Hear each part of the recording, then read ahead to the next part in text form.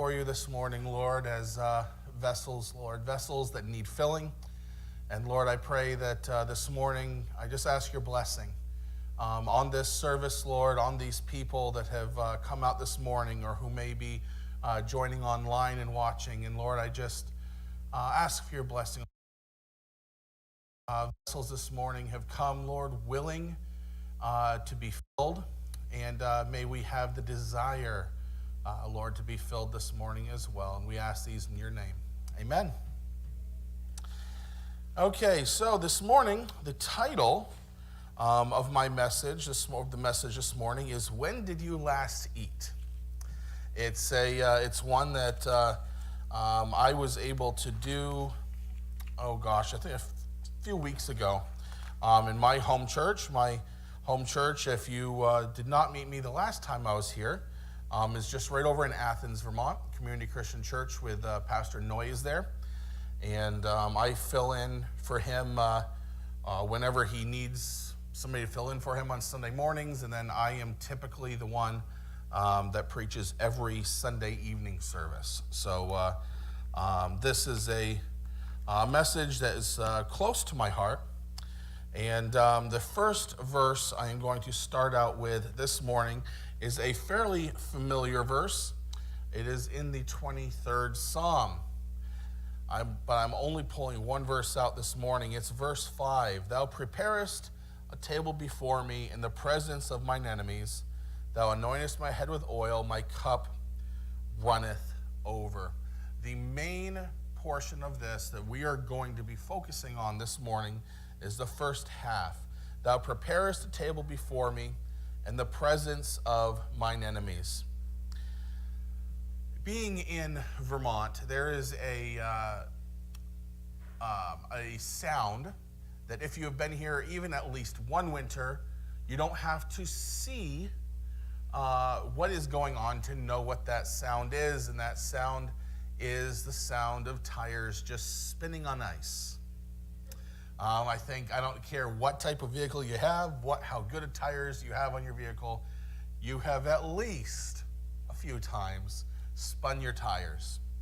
And this morning I just want to present, are you this morning a stuck soul? What could I possibly mean by a stuck soul? One that you come to church, maybe you never miss any single service. Anytime those doors are open, you are here. You read your Bible every day. You have your own personal devotion, prayer closet. You just seem like you're doing everything that you should be doing, but it just feels like you're spinning your tires. Meaning you just don't feel like you are growing. You just feel like you're stuck where you are. Are you just going through the motions of life this morning? In Matthew chapter 5, verse 6, it said, Blessed are they which do hunger and thirst after righteousness, for they shall be filled. One thing that I really like about the scriptures, especially when it comes to Jesus' teachings, that verse there is from his message on the Mount. Very well-known passage. And Jesus always, when he taught, he did not beat around the bush. He did not leave a whole lot of question to what he was teaching. If there is ever anything in Jesus' direct teaching that is just, you don't understand, it's typically because you may not know the type of people he was speaking to. The way that Jesus always spoke is he spoke in a way that the people he was directly speaking to would understand. If he was speaking to a group of fishermen, he would use more nautical or fishing references, things they would understand. Farmers, same thing, things about the land. That's how he typically spoke and taught. And I love the way that he teaches, and how he doesn't say that when you hunger and thirst after righteousness, you'll get something to eat. It goes beyond that. You're not satisfied. you will be filled, it says. Everyone has a deep longing in their life, whether they really acknowledge it or realize it. Everyone has a deep longing. Many people will go to the wrong source to try and fill that deep desire that they have. They don't know what that desire is. God has placed in us the ability to desire him. And many people go to the wrong places for that.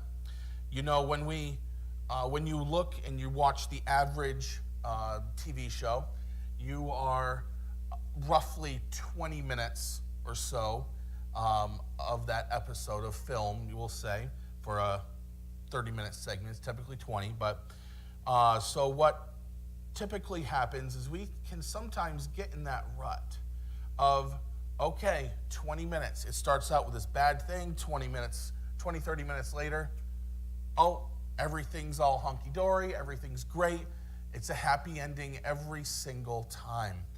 And it can be easy to get into the mentality that everything is not only going to turn out great, but it's going to happen very quick, very quick, very quick. When we think it should happen, we feel like that's when it should happen. Well, one as myself, and I'm going to spare my testimony this morning just for sake of time, but you know, I did that at one point in my life. I grew up in church, but as a young adult, I put forth to God that it's just like, you're not giving me what I want when I want it, so you know what? I'm going to leave you, God. Well, one problem. What does it say in the Bible? Once we are in God's hand, no man can take us out of his hand. Meaning even I can't remove myself from his hand. So even though for a period I got out of church, I started drinking, I started smoking, I got into all of that, you know what? When I finally came to my senses, I didn't have to go off in search of God. He had stayed with me through it, and he went, and it was just a thing of me saying, God, I've been stupid where, I need you. And he says, hey, I'm right here. Just waiting for you to want me. And this morning, have you been knocked down when you have maybe shared your testimony? Or if you are sharing the gospel, have you been knocked down maybe so many times that you just feel like you just want to give up? You don't want to. What's the point if nobody's going to listen? What's the point of even sharing? There is one woman, in the Bible, I won't go into the whole explanation of the story, but is the Samaritan woman. She another very well-known account in the Bible. Jesus has gone to this Samaritan village. He sent his disciples off to get food, and he went to this, just outside the city, to the well. Now, of course, we say that he went there because he was thirsty. No, he went there because he knew that there was going to be someone at that well who needed him.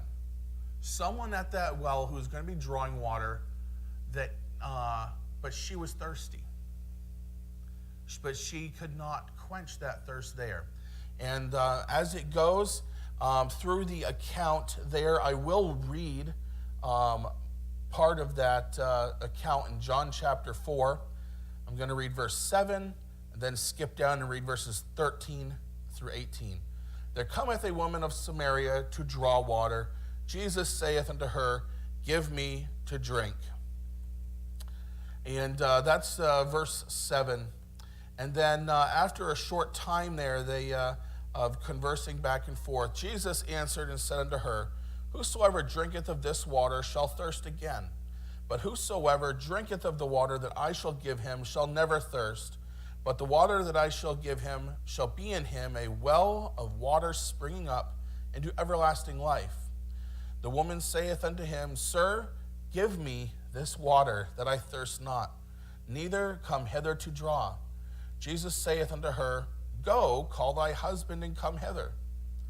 The woman answered and said, I have no husband. Jesus said unto her, Thou hast well said, I have no husband, for thou hast had 5 husbands, and he whom thou now hast is not thy husband, and that saidst thou truly. So Jesus at this point is showing her how that he was just not an ordinary man. He was not offering a drink of water that she would never, because you notice she said, I don't want to have to come down to draw from this well again. It certainly wasn't as easy then as it is now, just turning on a faucet and boom, we get water. It was typically the old style that you might see in movies and such, where with a rope and a bucket, had to lower that down. And I don't know if you've ever done anything like that, but if that bucket gets very full, when you go to pull that up, it might be easy the first few feet. But once you start to get 20, 30 feet having to pull this bucket up, it gets very heavy and it can get hard to hold on to. So she's just like, wait, you have a water that I can drink of? I'll never have to be thirsty again? I'll never have to do this? Yes, give it to me. I want that. I want that water. And Jesus then goes to her and tells her how that this is not the type of water he's talking about. And then through it, he shows her how that she has that deep longing that everyone has. But she has been going to the wrong place trying to fill it. She has been going to the arms of multiple men, as he showed that he knew this.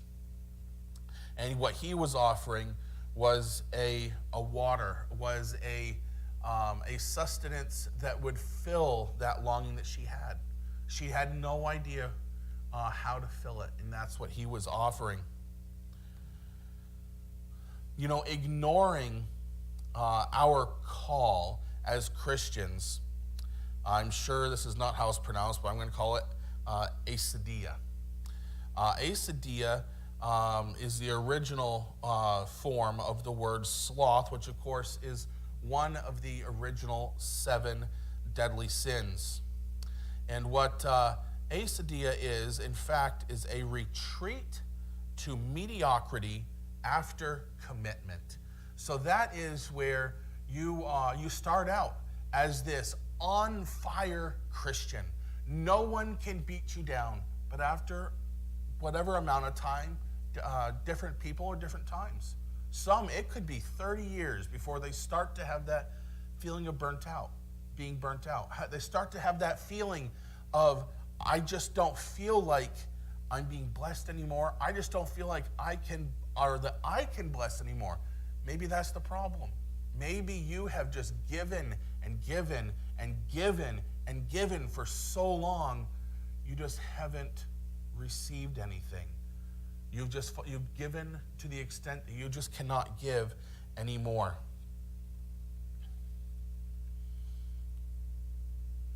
What this acedia is it maintains appearances but sacrifices substance. Are you in that spot this morning? You feel like you're just going through the motions. Another person that we can look at, but this time on the opposite end of the spectrum from the Samaritan woman. There's the other person we can look at in the scripture, comes from the Old Testament, and that is Job. Of course, we know the story of Job. The devil said was going back and forth, to and fro in the earth.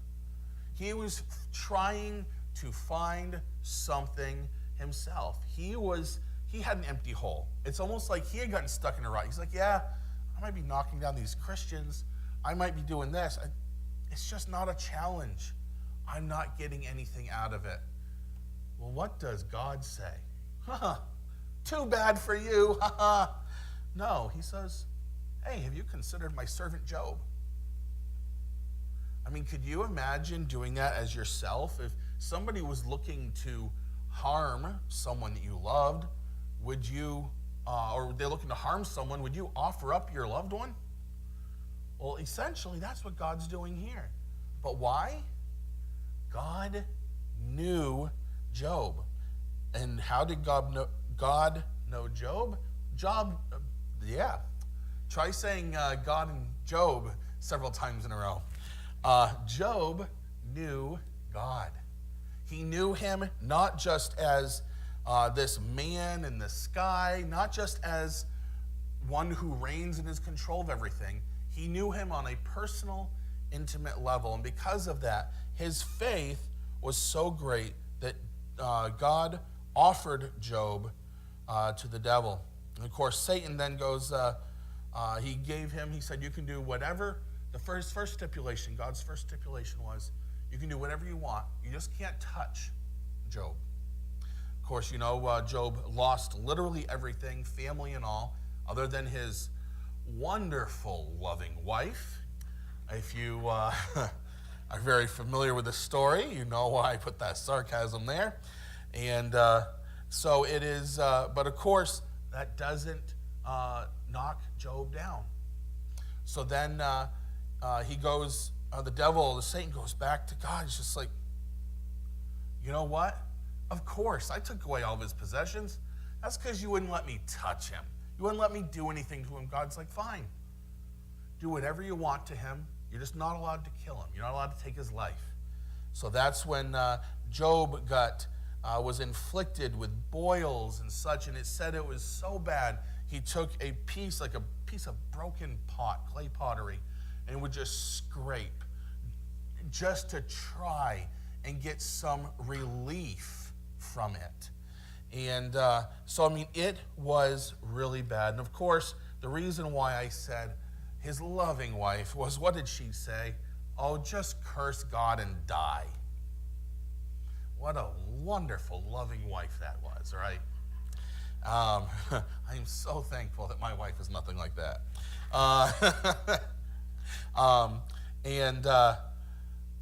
Through it all, Job does start to question God.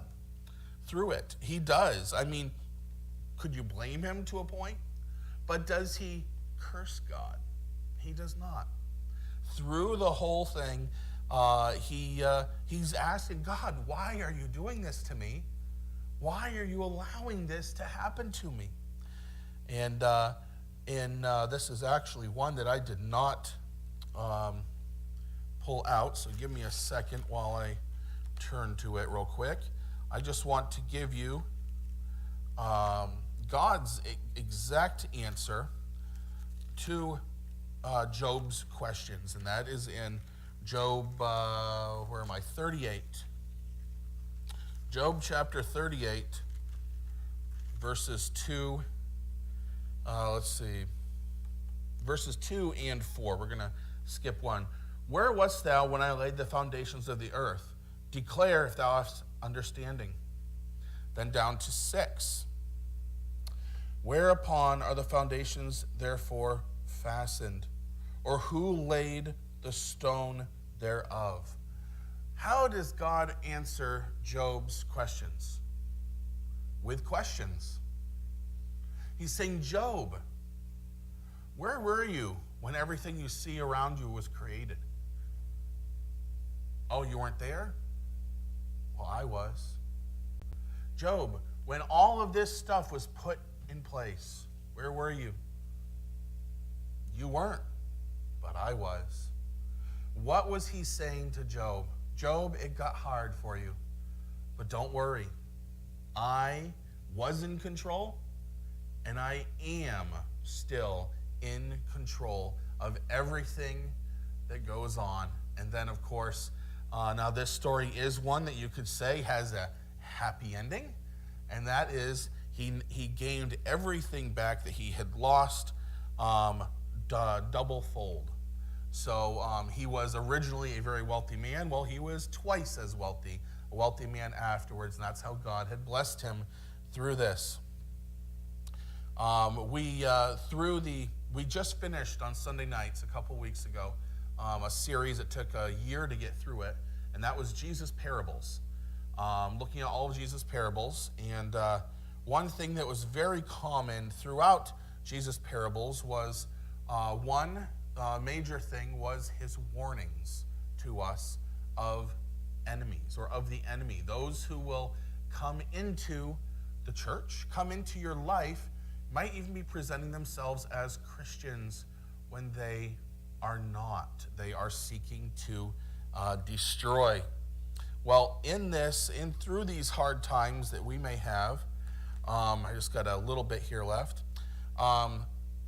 We have been given armor. We're not going to look at that.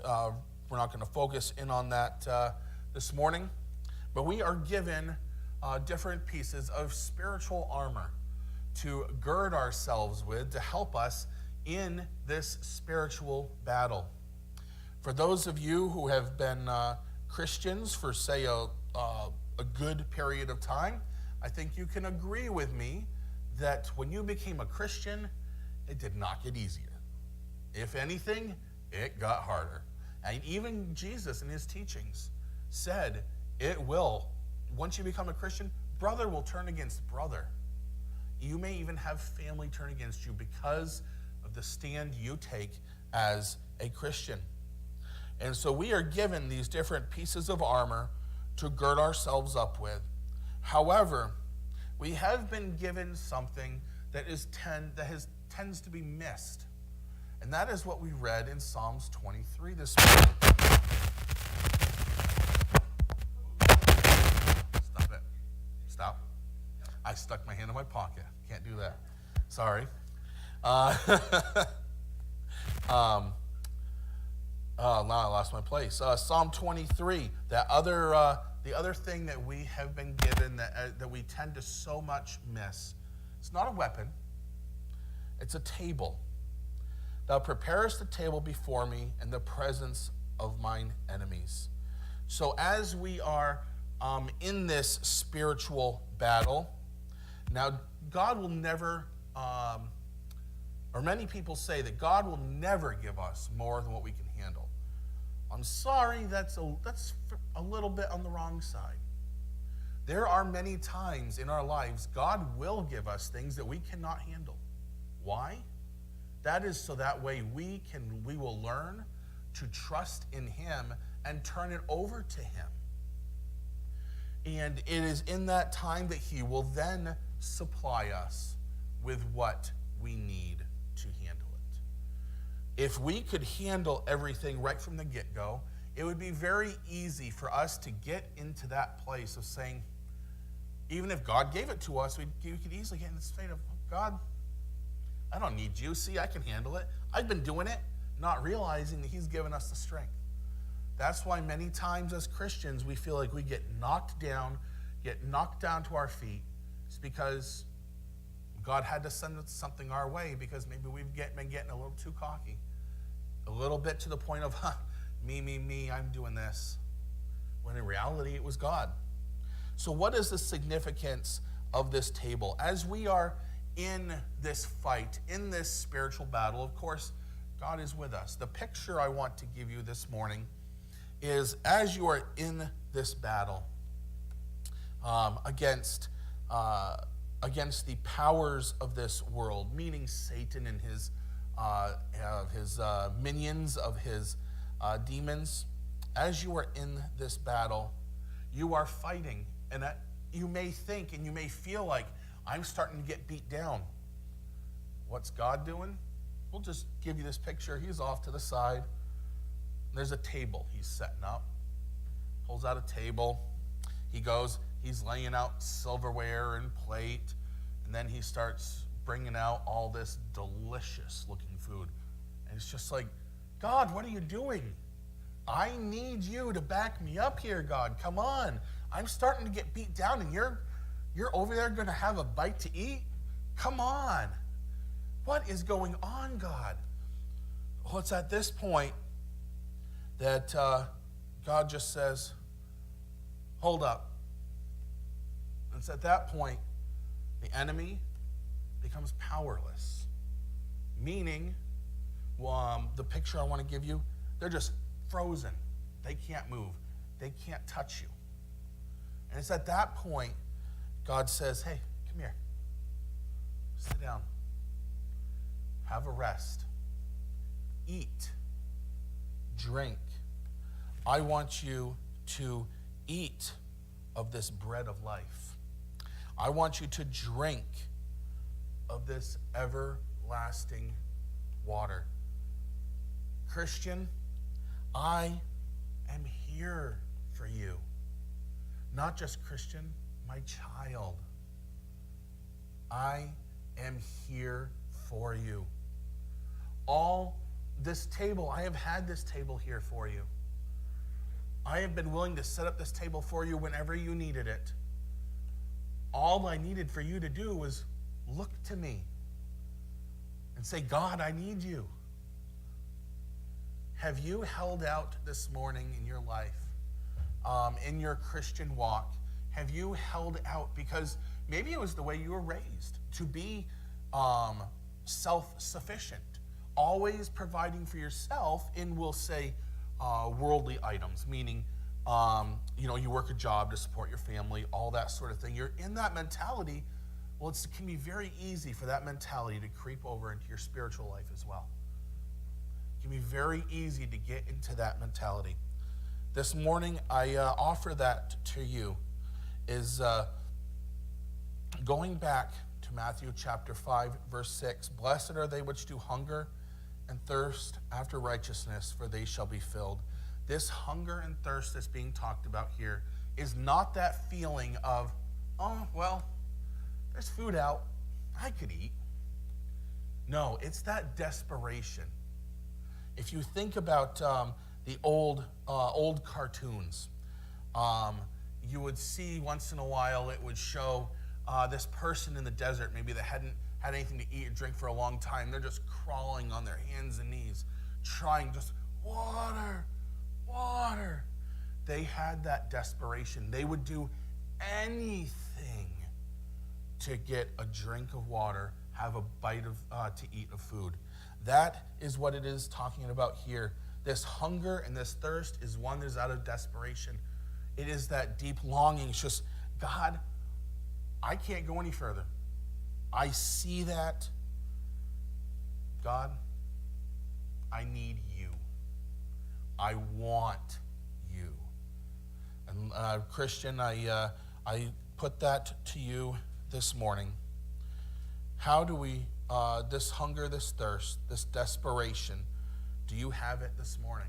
If you don't, I pray that this morning is the morning that you realize, wait, maybe the reason why my tires are spinning is because I've lost the hunger. I've lost the thirst that I used to have. I'm going to close up now with a story of a young student and his spiritual teacher. The student says, Master, how do I truly find God? Well, the spiritual teacher said, come with me down to the river. Went down to the river. They waded out a decent amount in the river. The teacher grabbed a hold of the student, stuck him underwater, held him there. It gets to the point where that, at first it wasn't bad. So it's like, okay, I can hold my breath. Okay, I'm starting to lose it. And then he starts to get to the point of thrashing. Out of air. Would do anything to get a breath of fresh air. Maybe he even started hitting his spiritual teacher. At that point, the spiritual teacher takes the hand off of the student's head. The student pops up, gets his lungs filled with air, and goes, Teacher, why did you do that to me? It's at that point he says, when you desire God as truly as you desired to breathe the air you just breathed, then you shall find God. There is such truth in that this morning. And I'm going to present it to you again. The question this morning, are you hungering and thirsting for God this morning as you should? Let's close. Heavenly Father, Lord, I just thank you for these folks this morning. And Lord, I thank you so much for your word. I thank you so much for all your promises. And Lord, I just ask your blessing on these people and this church, here and as they continue on. And Lord, I just pray for all of these folks here as they have lost their original pastor, Lord, as they have lost a father, a grandfather, and a leader, Lord. And I just pray for them as they continue on, Lord, as striving to please you, to give you honor and glory and worship.